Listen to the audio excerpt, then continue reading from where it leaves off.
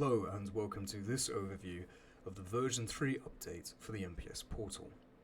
New to version 3 is a complete redesign of the style, menus and navigation of the portal. This guide is designed to familiarize users with these changes. Most of the menu functions have remained the same in this version, however where there are small differences we will cover in this guide. The first noticeable change is that the menu for the portal is now located on the left-hand side. We have also grouped and categorized features and functions into intuitive selections to better help users navigate around the site.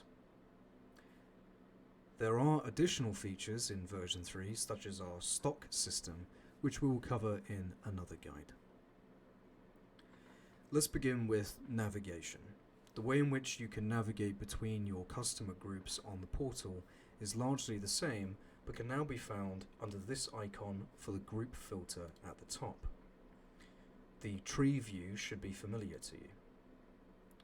This functions the same as before, and is now just in a cleaner pop-out interface. We can search for groups using the top bar and select them in order to navigate to them.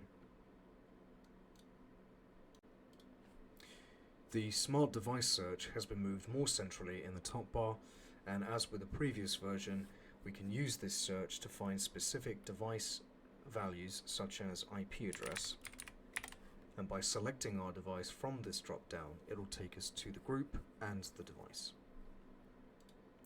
Your user profile can be found under the person icon at the top right, and by selecting Profile. Here we can change our passwords, language and theme, and we can also link to multi-factor authentication apps.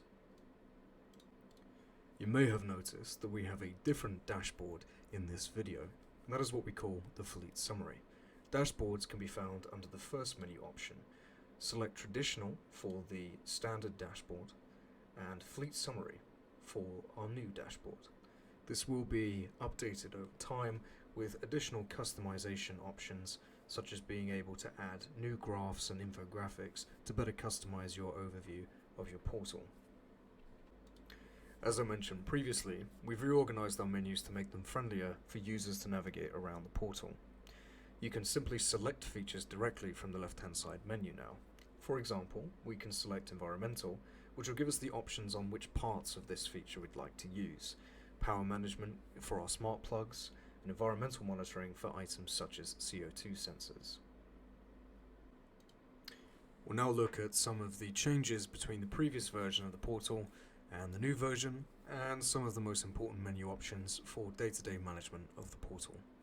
Firstly, you can find devices on the left-hand side now, and you can still select devices from either of your dashboard tiles to immediately navigate there. You can find your reports and exports under Data, and you can find your sent emails for items such as warnings, errors, and consumable orders under Logs, Sent Notifications. The more significant change we've made in version 3 is the distinction between service provider level settings and group level settings. We are currently sitting at our customer R-Test1. If we want to make settings that are specific to this group, for example consumable thresholds and notifications, we would select Group Settings on the left-hand side, and these options should be familiar to you. If, however, we want to make global changes to our fleet and all of our customers, we would then want to go to our service provider level settings, and there are two ways in which you can do that. If we navigate to our service provider level of system, the first thing you'll notice is that our group settings now only show Add New Group. That is because if we want to make changes here, we'll need to select our service provider settings. There are a few additional options here, such as lookups, but we'll cover that in a new video. If we navigate back to our customer group, we can also see that we can select service provider settings. If doing so as a service provider account, such as our test user here, if we select General, for example, this will actually navigate us back to our service provider level. The key takeaway here is that if you're intending to make fleet-wide changes, you would do so at your service provider level, and if you're looking to make specific changes to a customer, you would do so at that customer's level using group settings. For example, if they needed a very specific threshold that could only apply to them.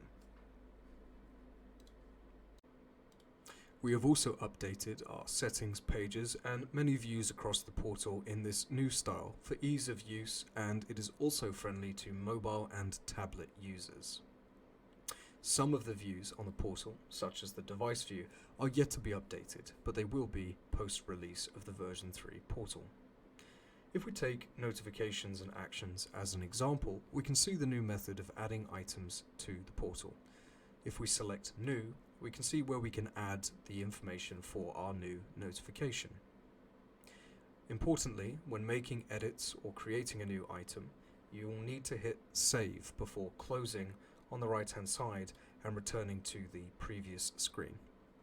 If you've made edits and you wish to revert these, you can simply hit Undo.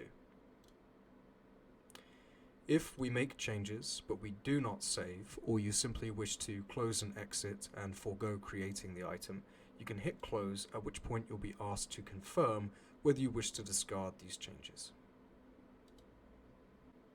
If we wish to edit an item, we simply select it from the list, which will present the same screen as we've just seen.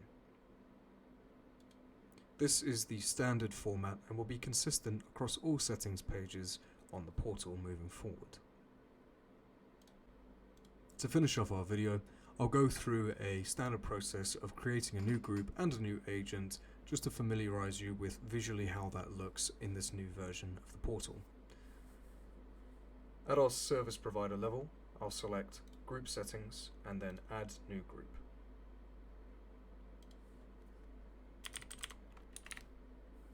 There are a variety of different options here, and for our addresses this will be important later on, and I'll cover that in a different video.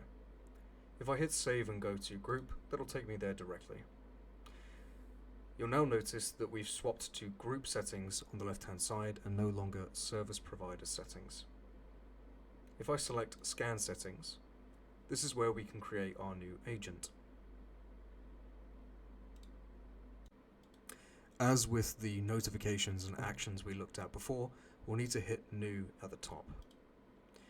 Whilst this visually looks different, this functions the same as the previous scan schedule creation. You'll still need to give this a description and enter any IP addresses and ranges that you want the agent to scan. You can, however, leave these blank to utilize the agent's auto detect feature. Once we're happy with our settings, we simply hit Save, and our agent has been created. We'll now be able to select a version from the download. From the creation of this video, we recommend you use the signed agent installer, and then we can simply hit download or email links if we wish to send this to a customer directly.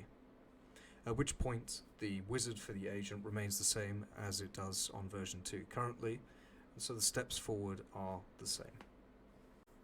If you have any questions or want more information on the portal, please check out our other written and video guides under the help section on the portal, which can be found on the left. If you have any queries or issues, please feel free to get in touch with our help desk address or give us a call. Thank you very much for watching.